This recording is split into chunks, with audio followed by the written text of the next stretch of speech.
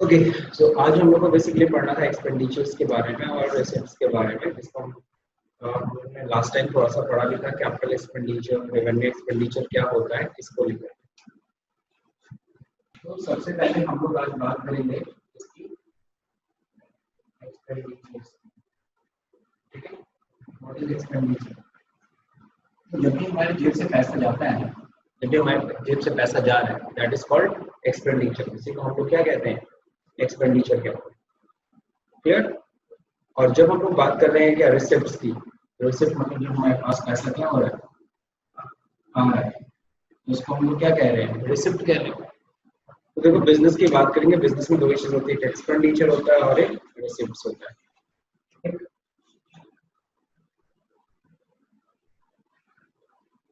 अब आप सभी लोगों को पता होगा, साल के अंत में हम लोग क्या बनाते हैं? Final account. ठीक है, फाइनल अकाउंट में क्या क्या चीजें बनती है? दो चीजें बनती है। पहली चीज trading and profit and loss account. ठीक है, जिसमें हम मेजरली दो चीजें दिखाते हैं, एक्सपेंस और रेवेन्यू। सही है, कई लोग इसको इनकम भी लिखते हैं। ठीक है, तो एक्सपेंसेस और रेवेन्यूज हम लोग यहाँ दिखाते हैं। सही, सेकंड नंबर पे हम क्या बनाते हैं? Balance sheet. ठीक है, एक तरफ हम लोग क्या दिखाते हैं? लायबिलिटी। एक तरफ हम क्या दिखाते हैं? कैश फ्लो भी बनाते हैं, फाइनेंशियल स्टेटमेंट का पार्ट होता है, but we are not discussing on that. हम अभी उस पर डिस्कस नहीं कर रहे हैं। अब अगर हम लोग बात कर रहे हैं ना ट्रेडिंग एंड प्रॉफिट लॉस, आपको यहाँ एक्सपेंस, यहाँ रेवेन्यू दिखा रहा है, यहाँ पे लायबिलिटी, यहाँ पे एसेट दिख रहा है। एग्जैक्टली होता क्या है? एग्जैक्टली इन सारी चीजों में ये जो ट्रेडिंग पी और बैलेंस शीट क्या चीज दिखाई जाती है? यही दोनों दिखाई जाती है। कौन सी दो चीजें दिखाई जाती हैं? एक्सपेंडिचर और रिसिप्ट्स, दो ही चीजें दिखाई जाती हैं। सवाल उठता है सर एक्सपेंडिचर की, अभी आपने बात किया था एक्सपेंडिचर में, यहाँ दिख रहा है एक्सपेंस, ठीक है, रिसिप्ट्स रेवेन्यू होगा।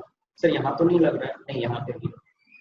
अब इसी चीज को आपको समझना है बस। ठीक है, यहाँ पे एक्सपेंडिचर मतलब जब हमारे जेब से पैसा जा रहा है, और जब हमारे जेब से पैसा जा रहा होता है, जाहिर सी बात है हम उसको एक्सपेंडिचर बोलेंगे। तो सबसे बड़ा एक सवाल तो ये उठ जाता है कि सबसे पहले तो सर एक्सपेंडिचर और एक्सपेंस में क्या फर्क है? क्या आपने एक्सपेंस भी लिखा है? एक्सपेंस है, हम लोगों ने पढ़ा भी था। एक्सपेंस किसे कहते हैं? किसी भी प्रोडक्ट या सर्विस को परचेज करने में जो भी अमाउंट हम पे करते हैं, दैट इज कॉल्ड एक्सपेंस। उसी को हम लोग क्या कहते हैं? एक्सपेंस कहते हैं। अब एक्सपेंडिचर देखिए तीन तरह के होते हैं। सबसे पहला कैपिटल एक्सपेंडिचर, फिर क्या बोला गया है? रेवेन्यू, फिर क्या बोला गया है? Deferred revenue expenditure. तो एक्सपेंडिचर को बताया गया सर ये तीन तरह के एक्सपेंडिचर होते हैं। ठीक है, सबसे पहले हम लोग समझेंगे क्या व्हाट इज कैपिटल एक्सपेंडिचर। ठीक है, आपको मेजरली इन दोनों में डिफरेंस समझना है। ठीक है ना, इसको हम लोग आराम से समझेंगे। सबसे पहले हम लोग बात करेंगे कैपिटल एक्सपेंडिचर की, इसके बाद करेंगे capital expenditure. Sir capital expenditure होता क्या है? वो बहुत सिंपल है। जब भी हम कोई भी एक्सपेंसेस करें, कोई भी हम चीज खरीद रहे हैं, कोई भी चीज, कोई भी प्रोडक्ट या सर्विस हम ले रहे हैं, बट उसका फायदा हमें कई सालों तक मिलेगा, and that is called capital expenditure. ठीक है, उसका फायदा हमें क्या मिल रहा है? मोर देन अ ईयर मिल रहा है। तो ऐसे में उस एक्सपेंडिचर को हम लोग क्या कहेंगे? Capital expenditure. ठीक, तो सबसे पहला इसका फीचर है कैपिटल एक्सपेंडिचर का, we get benefit more than a year. इसका फायदा हमें मोर देन अ ईयर मिलता है, कैपिटल एक्सपेंडिचर का बेनिफिट। कोई भी एक्सपेंडिचर, फॉर एग्जांपल हमने अपनी कंपनी में मशीन खरीदी, मशीन लगाई, तो जब मशीन खरीदोगे तो मशीन पे आखिर में पैसे तो जाएंगे ना सर, एक्सपेंडिचर तो वही रहे। तो सर उसको क्या बोलोगे? Capital expenditure. और उस मशीन का फायदा हमें कई सालों तक मिलेगा। मशीन है, फर्नीचर है, बिल्डिंग है, आपने फिक्स्ड एसेट्स के बारे में पढ़ा भी होगा।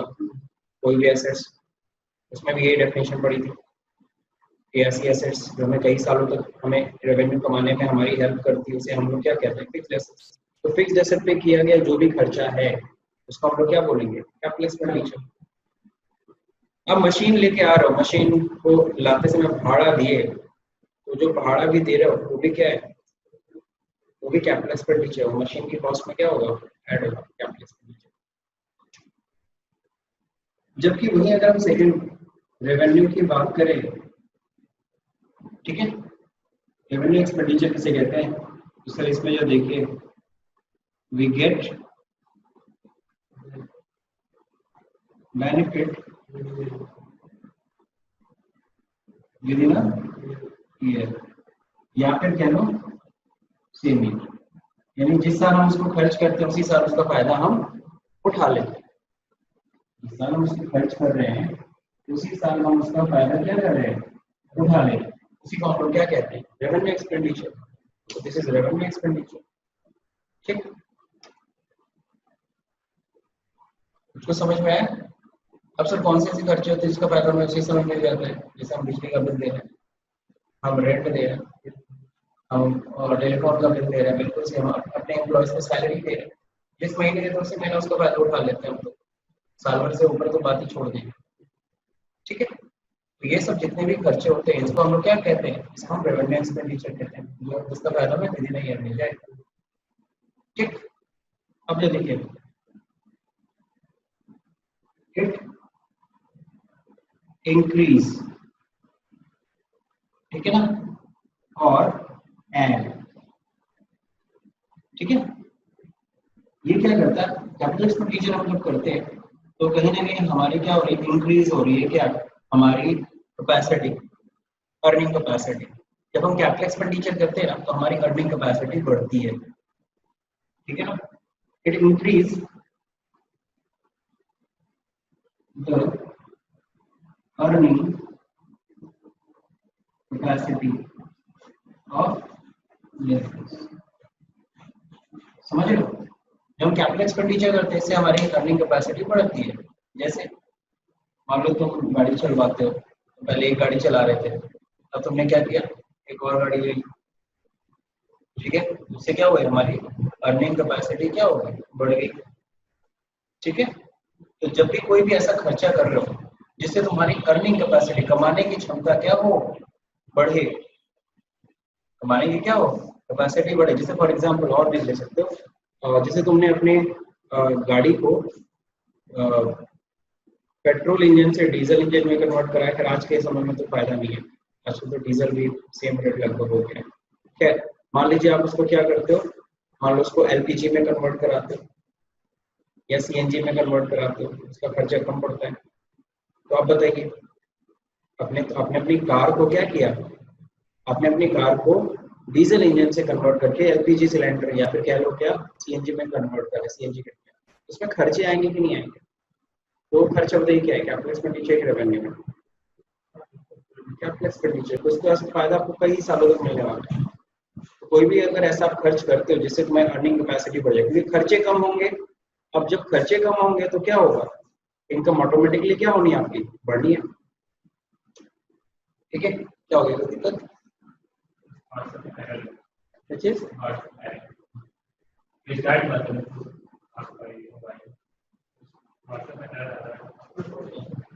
रिकॉर्डिंग चल रही है। ओके, सो हम लोग बात कर रहे हैं इंक्रीज दैट अर्निंग कैपेसिटी, जबकि ये it maintain the earning capacity. समझ रहे हैं कि नहीं समझ रहे, ये क्या करता है, ये तो इंक्रीज कर रहा है, ये इंक्रीज नहीं करता, ये मेंटेन करता है। जैसे आप अपनी गाड़ी की सर्विसिंग कराते हो, तो गाड़ी की सर्विसिंग कराते हो तो क्यों कराते हो, इसलिए कराते हो कि एवरेज बनी रहे, है ना, जो कैपेसिटी है वो बनी रहे, वो सर्विसिंग करने से कुछ बढ़ता नहीं है, वो मेंटेन रहता है। तो अगर गाड़ी की आप सर्विसिंग कराते हो तो व्हाट इज दैट, वो क्या है, रेवेन्यू एक्सपेंडिचर है। या फिर आप फैक्ट्री, आपकी मशीन है, आप उसकी सर्विसिंग टाइम टू टाइम कराते रहते हो, वो क्या है, वो रेवेन्यू एक्सपेंडिचर है। ठीक है,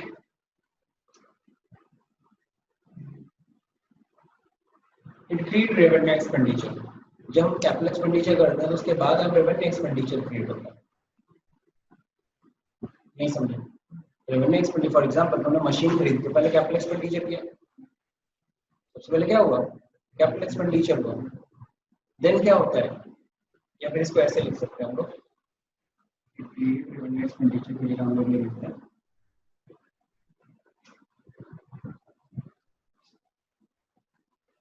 it happened before or after commencement of business। समझ रहे कि नहीं समझ रहे? इट हैपेंड मतलब कि जो कैपिटल एक्सपेंडिचर वो होते हैं कब होते हैं? बिफोर या फिर after commencement of business. Commencement मतलब शुरू करना, बिजनेस को शुरू करने से पहले या बाद में हो सकते हैं। तुमको बिजनेस शुरू करना है तो बिजनेस शुरू करने के लिए कैपिटल एक्सपेंडिचर पहले करना ही पड़ेगा। पहले तुम्हें बिल्डिंग मशीन जो भी तुम्हें खरीदनी है वो सब खरीदोगे तभी तो आप बिजनेस स्टार्ट करने जाओगे, तो कैपिटल एक्सपेंडिचर करना पड़ता है। तो बिजनेस शुरू होने के पहले या बाद में कैपिटल एक्सपेंडिचर हो सकते हैं, लेकिन रेवेन्यू एक्सपेंडिचर कब होगा? उसके पहले तो हो ही नहीं सकता, ठीक है ना? इसमें क्या लिखेंगे? इट हैपेंड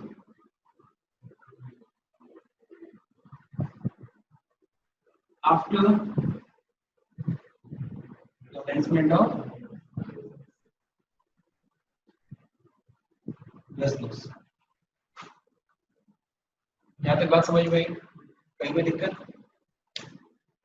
तो ये हमेशा इट हैपेंड ऑलवेज लिख देना चाहिए, always after commencement of business. Business शुरू होने के पहले रेवेन्यू एक्सपेंडिचर हो ही नहीं सकता, बिजनेस शुरू होने के बाद ही हो सकता है। तो दोनों में फर्क भी समझ में आता जा रहा आप लोग? समझ रहे कि नहीं समझ? तो ये डिफरेंसेस भी समझना बहुत जरूरी है ताकि कैपिटल एक्सपेंडिचर और रेवेन्यू एक्सपेंडिचर में हम डिफरेंशिएट कर सकें। और कैपिटल एक्सपेंडिचर और रेवेन्यू एक्सपेंडिचर में डिफरेंशिएट करना क्यों जरूरी है? Because capital expenditure will show here, capital expenditure होते हैं ना वो बैलेंस शीट के एसेट साइड में शो होते हैं। किधर शो होते हैं? बैलेंस शीट के एसेट साइड में। हमने मशीन खरीदी, मशीन आपको पता है किधर है? बिल्डिंग मशीन, फर्नीचर्स, ये सब यही दिखता है और ये सब को खरीदने में जो खर्चा होता है उसको कैपिटल एक्सपेंडिचर कहते हैं। Where we show revenue expenditure, exactly, revenue expenditure is also known as expense. You know very well. Expense किधर दिखाते हो? रेवेन्यू एक्सपेंडिचर यहाँ दिखाते हैं। समझ में आया?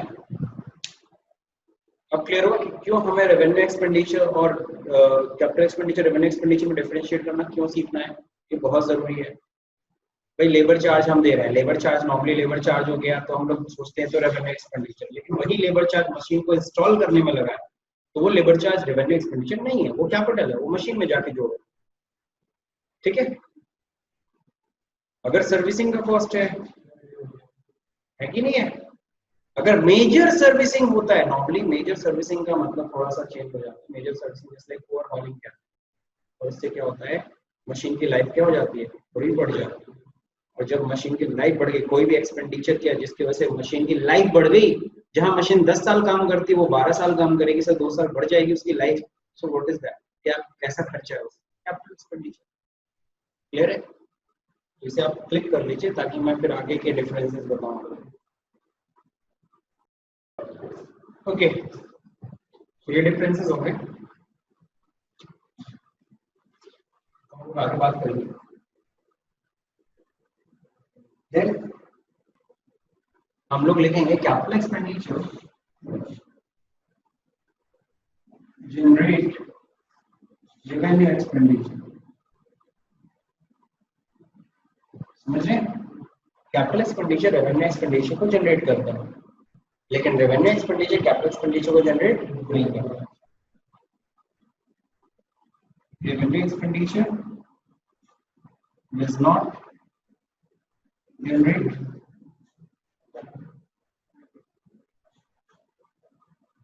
capital expenditure।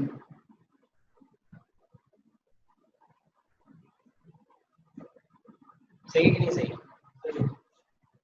अब हम लोग बात करेंगे किसकी? जो कैपिटल एक्सपेंडिचर होता है वो रिकरिंग नेचर का नहीं होता है कैपिटल एक्सपेंडिचर, जबकि रेवेन्यू एक्सपेंडिचर आप देखोगे रिकरिंग नेचर के होते हैं। सवाल आता है सर रिकरिंग मतलब क्या होता है? रिकरिंग मतलब बार बार होना, ठीक है। It is not recurring in nature, ये रिकरिंग नेचर का नहीं होता है। It is not recurring in nature, बार बार ऐसे खर्चे होते नहीं है। तो ये क्या होते हैं? रेवेन्यू एक्सपेंडिचर आप देखोगे these are recurring in nature। तो ये recurring nature क्या होता है? तो ये सबसे बड़ा फर्क होता है। ऐसे खर्चे बार बार आते हैं। मशीन तो कोई रोज रोज तो खरीदोगे नहीं, तुम अपने प्लांट के लिए मशीन खरीदो, रोज रोज तो खरीदोगे, हर महीना तो खरीदना नहीं है। वन टाइम इन्वेस्टमेंट होता है, बार बार नहीं करते। हाँ ये होता है कि एक समय के बाद फिर हम करना चाहते हैं, अपने अर्निंग कैपेसिटी को बढ़ाना चाहते हैं, एक प्लांट हो गया मेरा, एक और प्लांट खोलना चाहते हैं, लेकिन ये सैलरी हर महीना देनी है, रेंट हर महीना देना है, ये तो रेवेन्यू नेचर है। लेकिन ये ऑफिस एक्सपेंसेस क्या होता है? रेवेन्यू नेचर के हैं। तो मेरे ख्याल से ये 5 डिफरेंसेस काफी हैं आपको इन दोनों को अलग अलग करने के लिए। किसको अलग करने के लिए? और रेवेन्यू। ब्रेन में एकदम क्लियर होना चाहिए। अब आपके सामने सिचुएशंस होंगे। फॉर एग्जाम्पल जैसे सपोज करो, अगर हमने क्या किया, अगर सपोज करो सीलिंग, हमारी ऑफिस की सीलिंग, मान लो सीलिंग से पानी आ रहा है और हमने सीलिंग की मरम्मत करा दी, जो पानी गिर रहा था वो फिर बंद हो गया, है ना। अब बताओ वो कैसा खर्चा है? कैपिटल एक्सपेंडिचर के रेवेन्यू एक्सपेंडिचर? बताओ। मरम्मत मतलब रिपेयर, और रिपेयर मतलब रेवेन्यू एक्सपेंडिचर। हाँ लेकिन वो सिर्फ रिपेयर है, ऑलरेडी छत बनी हुई थी, जरूरी नहीं है कि छत तो बनी हुई थी ना। लेकिन अगर वही अगर मेजर रिपेयर होता, मेजर रिपेयर मतलब बहुत ज्यादा प्रॉब्लम थी, पूरा लेंटर हटाना पड़ा, मतलब छत पूरी हटा के फिर से छत डालना है, व्हाट इज दैट? अब capital, this is called major repair. बस समझ में? तो ये डिफरेंसेस करना आपको सीखना होगा। हमने गाड़ी के ऊपर, हमने गाड़ी की सर्विसिंग कराई, ठीक है। तो नॉर्मली क्या होता है, हमारी गाड़ी की सर्विस, हमारी जो गाड़ी का एवरेज था, ये मैं सिचुएशन आपको बता रहा हूँ, आपको बताना है क्या है। मेरी गाड़ी का जो एवरेज था वो 60 किलोमीटर पर लीटर था, सही है, ये तो था मेरा। अब क्या हुआ, क्योंकि मैं प्रॉपरली सर्विसिंग से नहीं करा था, तो ये चली गई कितने पे? 40 किलोमीटर पर लीटर पे, 40 किलोमीटर पर लीटर पे डाउन हो गई। फिर मैंने बाद में इसकी सर्विसिंग वर्विसिंग कराया, खर्चा वर्चा किया ठीक ठाक, तब जाकर के वापस आ गया कितने पे? वापस आ गया 60 पे। तो जो सर्विसिंग का जो खर्चा हुआ ये 40 से बढ़ के कितना हुआ? वापस 60 किलोमीटर पर लीटर। अब जो सर्विसिंग पे मैंने खर्चा किया, बताइए कैसा खर्चा है? रेवेन्यू एक्सपेंडिचर है कि capital expenditure?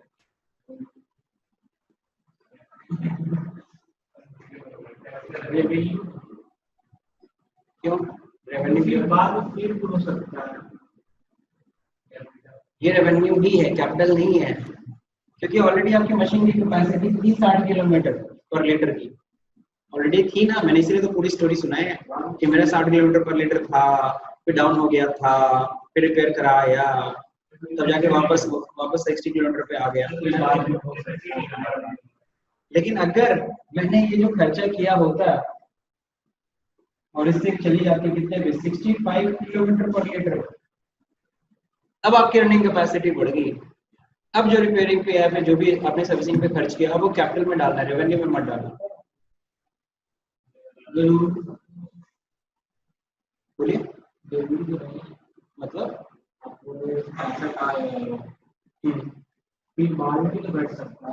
In the sense फिलहाल 40 से बढ़ के सीधे कितने में आ गया? 65, यानी कि जो आपकी जो कैपेसिटी थी उससे भी ऊपर।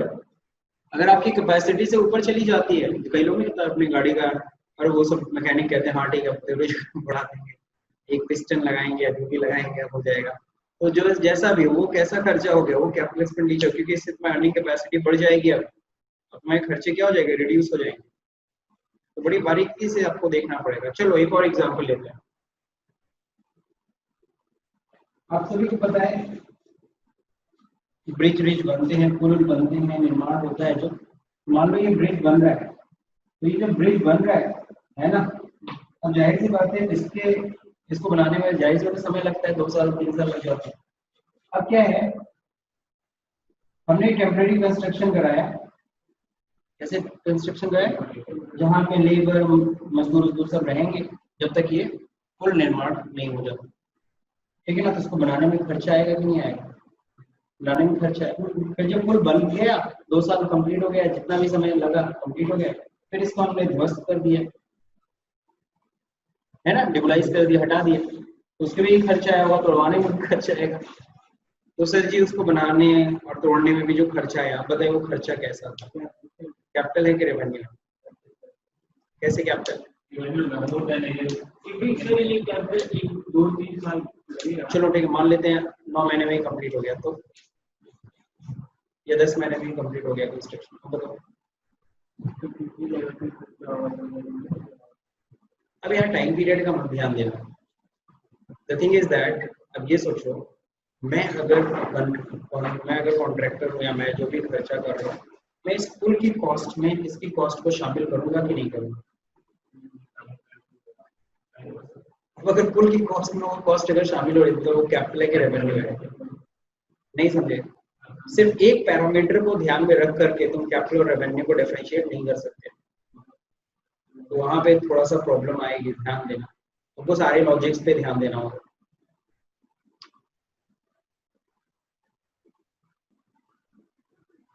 ये सब एग्जांपल्स थे जो हम लोगों ने स्टडी किए, काफी हद तक दिमाग में क्लियर हो गया होगा कैसे हम लोग को डिसाइड करना है। कई पैरामीटर्स हम लोग को लगाने पड़ेंगे कैपिटल और रेवेन्यू को डिफरेंशिएट करने के लिए।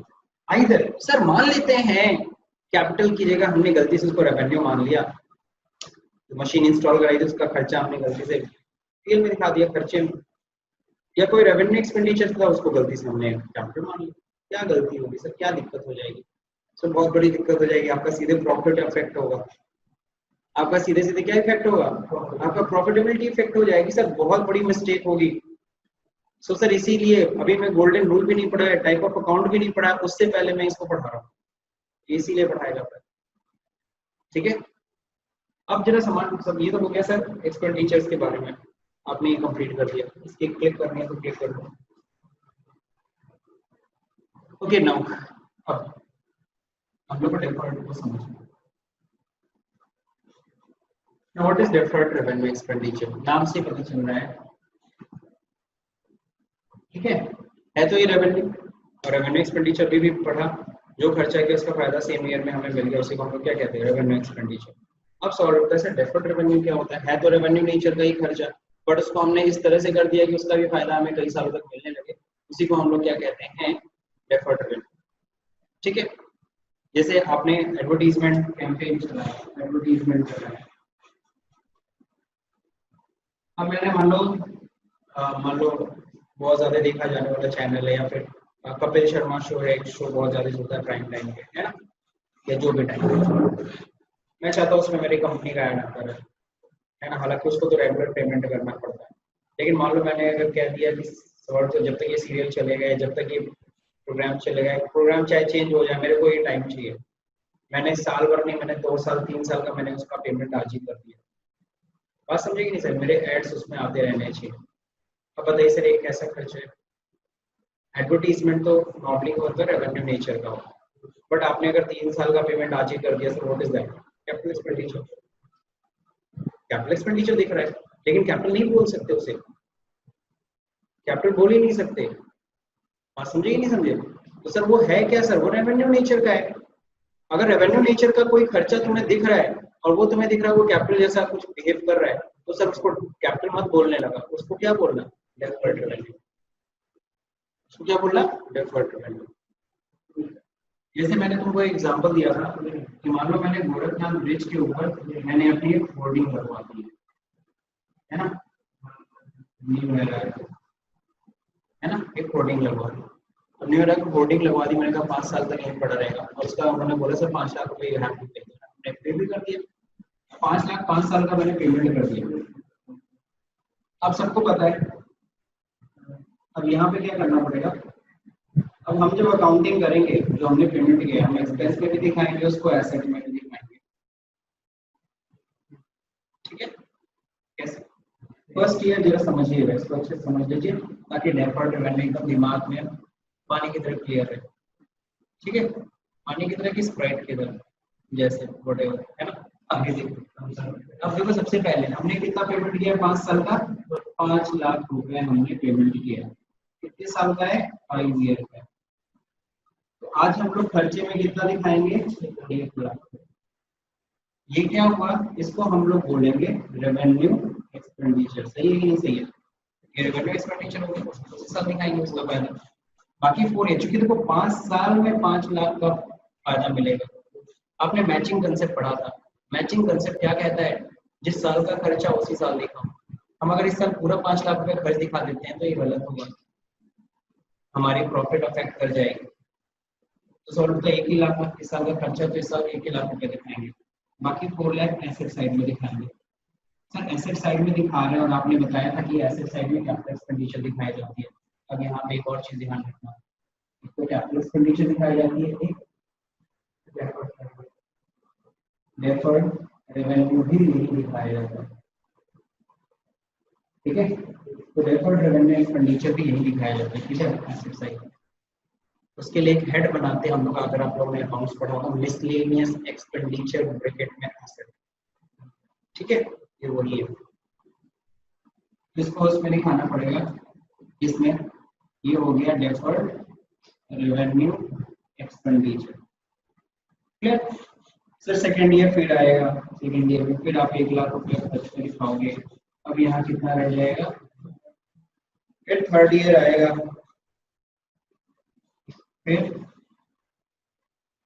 फिर फोर्थ ईयर आएगा,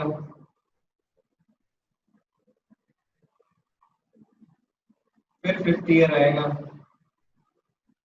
नहीं खत्म। तो ये एसेट, ये डेफर्ड रेवेन्यू एक्सपेंडिचर एक समय के बाद नील हो जाता है, जीरो। ठीक है सर, 5 साल दिखा रहे हैं, क्यों नहीं कैपिटल एक्सपेंडिचर दिखा रहे हैं? क्यों नहीं कैपिटल एक्सपेंडिचर दिखा रहे हैं? क्योंकि सर वो पेमेंट एडवांस, दूसरा नंबर है वो कोई एग्जिस्टिंग एसेट कुछ है ही नहीं, दूसरा नंबर खरीदे नहीं कोई। अब जैसे उसकी कोई रीसेल वैल्यू भी नहीं है। मान लो मैंने फर्नीचर खरीदा, कल को मैं इसे बेच भी सकता हूँ। मैं इसे क्या कर सकता हूँ? बेच कर कुछ पैसे वसूल सकता हूँ। वहां पे क्या है? कुछ नहीं कर सकता, तो जा चुका पैसा। बात समझे कि नहीं समझे? उसको कोई रीसेल वैल्यू नहीं है, इसीलिए हम लोग उसको कैपिटल एक्सपेंडिचर में नहीं शो कर सकते। और भी कई डिफरेंसेस मैं बता सकता हूँ, बट आप लोग समझ चुके हो, उसको बताने की जरूरत है नहीं। तो अब डेफर्ड रेवेन्यू एक्सपेंडिचर भी समझ में आ गया। डेफर्ड रेवेन्यू एक्सपेंडिचर मैंने बोला एसेट साइड में किस हेड के नाम से दिखाते हैं? मिसलेनियस एक्सपेंडिचर ब्रैकेट में एसेट। इस नाम का एक ग्रुप भी हम लोग पढ़ेंगे टैली के अंदर, बहुत कम यूज करते हैं बट यही यूज है। ठीक है, मिसलेनियस एक्सपेंडिचर लगेगा एक्सपेंस की तरह है, लेकिन एग्जैक्टली बगल में लग गया होता है क्या? एसेट। ये एसेट है, ये एग्जैक्टली एसेट है वो नहीं, बस हम एक एंट्री करके उसे एसेट बना के दिखा रहे हैं कि जैसे मुझे खींचना है, मुझे उसे दिखाना है कितने साल तक? 5 साल तक। और कोई और तरीका नहीं है सर, एसेट दिखाओगे तभी वो 5 साल में दिखा पाएंगे। ठीक, चलिए, तो डेफर्ड रेवेन्यू में क्लियर हो गया। सर कौन कौन से खर्चे ऐसे होते हैं जो डेफर्ड रेवेन्यू की तरह हो सकते हैं? जैसे मैंने अभी तुमने एक एग्जांपल दिखाया कि अगर इस तरह का एडवर्टाइजमेंट का खर्चा हमने किया, heavy advertisement, you can say heavy advertisement. जैसे कोई नया जब बिजनेस स्टार्ट होता है, जैसे अगर गोरखपुर सिटी में कोई नया बिजनेस, जैसे डोमिनोज स्टार्ट हुआ था जब गोरखपुर सिटी में, तो उसने हैवी एडवर्टाइजमेंट किया। मेगा शॉप स्टार्ट हुआ, रिलायंस ज्वेल्स स्टार्ट हुआ, तनिष्क स्टार्ट हुआ, तो उस टाइम पे इन्होंने बहुत ज्यादा खर्च किए थे एडवर्टाइजमेंट कैंपेन पे, ताकि कम से कम गोरखपुर के हर एक बंदे को पता चल जाए हाँ यहाँ पे ये चीज खुल गई है। सही कि नहीं सही?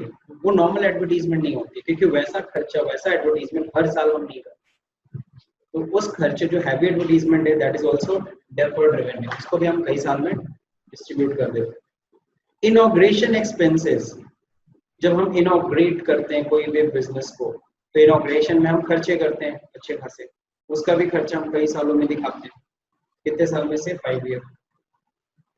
कोई नया प्रोडक्ट लॉन्च करते हैं, कोई कार कंपनी है, उसने नई कार लॉन्च की, उसके लॉन्चिंग में काफी खर्चा हुआ था। अगर आपको याद ना हो तो मैं आपको याद दिलाऊं, याद है जब नैनो आई थी, तो सबके मुंह पे नाम याद आ गया था नैनो, लखटकी आ रही है, लखटकी आ रही है। सही है कि नहीं सही है? तो सोचो उस समय इतनी ब्रांडिंग, उतनी ज्यादा उसने प्रोडक्ट लॉन्चिंग पे खर्चा किया, हालांकि वो फेल हो गया वो प्रोडक्ट टाटा है ना। तो खैर लेकिन चलिए ठीक है, लेकिन इंटेंशन अच्छा था, वो 1 लाख की कार दे रहे थे जो कि नॉर्मली किसी को पॉसिबल नहीं थी उस टाइम पे।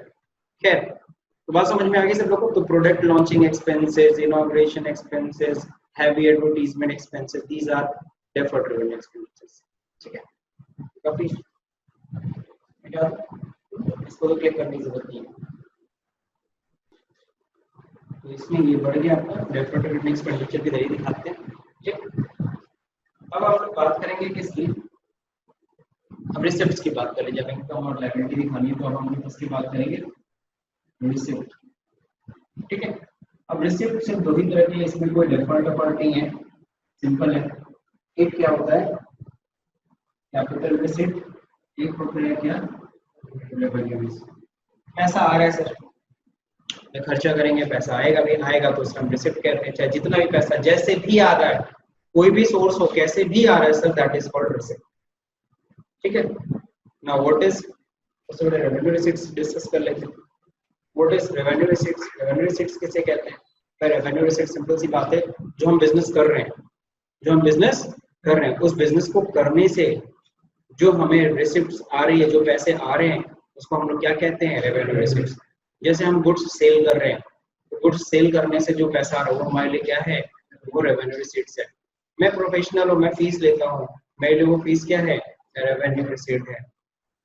जो रेगुलर बिजनेस एक्टिविटी से जो पैसा आ रहा है उसको हम रेवेन्यू रिसिप्ट्स कहेंगे। ठीक है, और कैपिटल रिसिप्ट्स किसे कहेंगे, अदर देन रेगुलर एक्टिविटीज। ठीक है, जैसे सर बिजनेस स्टार्ट कर रहे हैं, तो बिजनेस स्टार्ट करेंगे तो पैसा लगाएंगे ना बिजनेस में। तो जो बिजनेस में जो कैपिटल जब इंट्रोड्यूस होता है, जो कैपिटल बिजनेस को मिल रहा होता है, पैसा आ रहा है ना बिजनेस में, that is called capital receives. Businessman ने 5 लाख रुपए बिजनेस में लगाया, याद होगा सेपरेट एंटिटी कंसेप्ट आप लोगों को पढ़ा दिया था मैंने, है ना। ये बिजनेस और बिजनेसमैन अलग अलग माना जाता है। इसने 5 लाख रुपए बिजनेस में डाला, क्या इस बात बिजनेस स्टार्ट करने के लिए तो पैसा तो लगाना ही पड़ेगा ना। 5 लाख रुपए से कोई बिजनेस में आया, what is this 5 lakh rupees, capital receipts. पैसे कम पड़ रहे सर, पैसे कम पड़ रहे, तो हमने किसी आउटसाइडर से ले लिया, किसी आउटसाइडर से ले लिया, उसको हम लोग क्या बोलते हैं, उसको हम लोग लोन कहते हैं। क्या कहते हैं, बिजनेसमैन जो देता है उसको हम क्या बोलते हैं, कैपिटल। और किसी आउटसाइडर से अगर ले रहा हो, आउटसाइडर मतलब कौन, बैंक हो सकता है ना, कोई भी फाइनेंस कंपनी हो सकती है, उससे जो ले रहा हो लोन है। तो ये जो लोन का पैसा आ रहा है सर, ये भी क्या है, रिसिप्ट है। ठीक है, क्लियर हो गया। तो अगर हम लोन ले रहे हैं, अगर हम लोग के पास कैपिटल बेस में इंट्रोड्यूस कर रहे हैं, शुरू में इंट्रोड्यूस होता है कैपिटल, बीच बीच में भी बिजनेसमैन लगा सकता है, लगाता रहता है, तो वो क्या है, वो कैपिटल रिसिप्ट्स। ठीक, रेवेन्यू रिसिप्ट्स क्लियर ही हो गया, जो बिजनेस एक्टिविटी करने से जो पैसा हमें मिल रहा है उसे हम लोग क्या कहते हैं, रेवेन्यू रिसिप्ट्स। अब आप सभी को पता होगा रेवेन्यू रिसिप्ट्स को ही हम लोग क्या कहते हैं,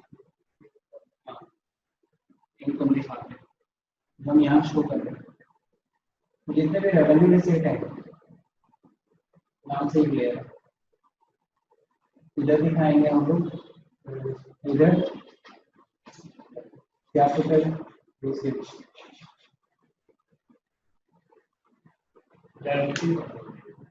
जाहिर सी बात है लायबिलिटी ही कैपिटल रिसिप्ट्स है।